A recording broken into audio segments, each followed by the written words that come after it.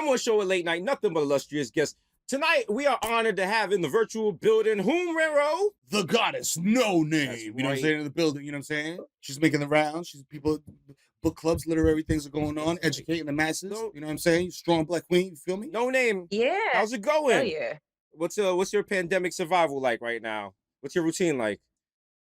My routine. I've been getting up and hopping immediately on social media, which I'm trying to stop the habit. Right. I feel like I have to see what new devastation has happened on the planet immediately. Yes.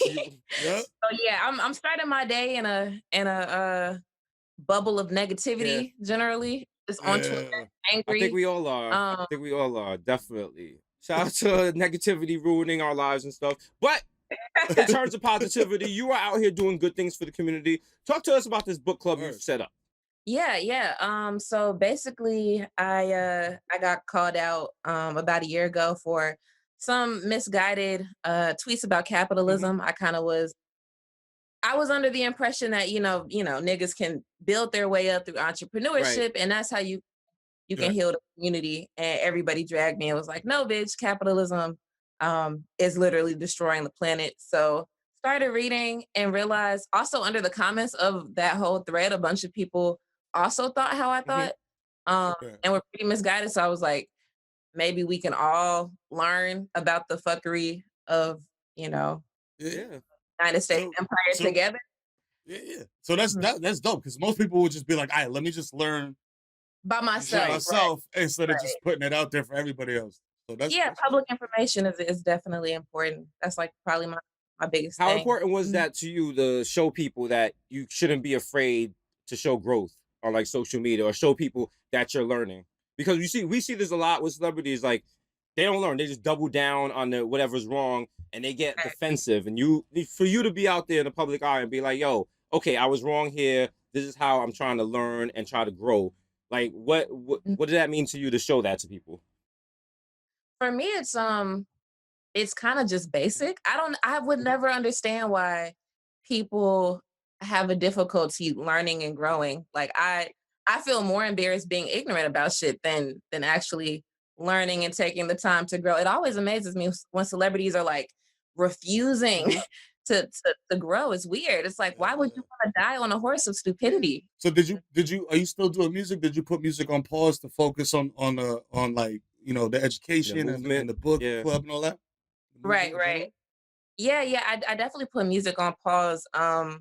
That kind of started not necessarily because of book club, but because I don't want to perform for predominantly white audiences anymore. Yeah, I remember saying and that. I knew if I kept pursuing that, if I kept pursuing rap, that's what it would be, because that's the dominant, group of people that goes to concerts and pays for shows and CDs and shit, if people were still buying CDs. But obviously we know hip hop culture is dominated by like white folks. So I can't disrespect like white people in the audience if I'm gonna keep performing. I gotta figure out how to get more people of color at my shows. Niggas don't like my music. Only white people like my music. I don't know what it is. You know what it is? It's that white guilt, man. It be making them feel like, yo, I did a good thing. I listened to No Name's whole album today. I did a good thing. I'm an ally. So not to put you on the spot, but if somebody's trying to like, say somebody's like wild in love with capitalism, and they want to they want to start learning your viewpoint and start seeing things from where you're coming from, what's a good book to get started at? Ooh, that's a good question. I would say probably The Wretched of the Earth, because it's this book that really goes into what colonialism did. I think it's hard to have an understanding for capitalism if you don't trace it back to imperialism and colonialism.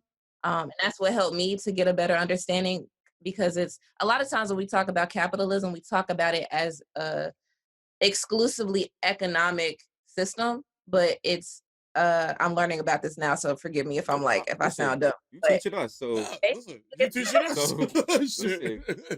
It's like it's racial capitalism is really what it is. Like I think we get lost in just talking about capitalism, but there's this like Black radical tradition that really talks about how it's rooted in racist practice. So whenever we talk about capitalism, it's beneficial to us to think about it and talk about it as racial capitalism. Right. So you had talked about, do you talk to us about a little bit about like the Black Panthers and their influence on you and like the movement and all that? Facts, yeah. Yeah. Talk about a little bit about that, like how you connected the two and like decided to be like, yo, you know what? I'm gonna keep this pushing. I'm from Chicago. I'm sure you guys know about Fred Hampton. Brilliant. It's crazy to think about the fact that they took this man out when he was like 21 years old. You know what I mean? Yep. And how fucking revolutionary he was. It's how could I not be when I have an iPhone and a laptop and, you know, a little bit of money from rap? Like, how could I just passively sit in the crib and not try to educate myself and to be radical? A lot of the times I think people are just afraid of the idea of like communism and being radical. I feel like that's like, it's wild because like people call these ideas radical. They're not really that radical. Like if you break it down to like when you distill it down and you're like, yo, maybe like, you know, 10 people shouldn't have all the money in the entire country. You know what I'm saying? Like maybe that's not really that much of a radical idea. Maybe if you get cancer, you should be allowed to go to a hospital, get treatment for it, you know, like get treatment. To work in other countries. You know what I mean? And I have an $80,000 bill at the end of the day. You're originally from Chicago, right? Yeah, I'm from Chicago. Chi-town. Yeah, how do you feel? Because you see it all the time. People on social media, they're always like, "Why? What about Chicago?" And like they're obsessed with. They don't really care about it, but they use it as a talking point. Like when you speak out against police violence, police brutality, you know, people killing us in the street, police killing us, and then you know the mayonnaise counter punch is, well, what about Chicago? Yeah. Look at the black on black violence. People are murdering each other in Chicago. Yeah. What about that? They literally turned Chicago into a meme. No, it's horrible. The thing with the black on black crime narrative is like, obviously, I hope most of us know that shit doesn't exist. Like when white mothers go out and murder their kids or do whatever they do, like that's violent or shoot up schools, we never call it white on white crime. You know what I mean? Like that shit is just, oh, they're crazy, they're unstable. But for me, when I look at any crime against black people in this country, for me, that's just white supremacy. Like if black people, if we in our communities had enough resources, I don't really think crime would exist how it does. Like I don't look at the person holding a gun, more so the system that created the circumstance for him to pick up the gun or for her to pick up the gun. If I'm thinking about gun violence, I'm thinking this is a systemic issue based on capitalism, like based on people not having resources. So that shit is bullshit. So you gotta call a spade a spade. Like that shit not exist. You say you were taking a pause from music, like when you decide to come back, you know what I'm saying, whatever you know what I mean? Are you gonna incorporate some of the education into the music? You know what I'm saying? Like do you just rap like just yo, I just like to rap, like I just like to create, or is it more like, yo, I wanna put some medicine in the sugar type of situation? I feel like anytime you approach it like that, it comes out corny. Yeah. So like I'm gonna try, like I don't want to go in like I'm gonna make a conscious rap song. Like it always comes out weak as hell every time you try to.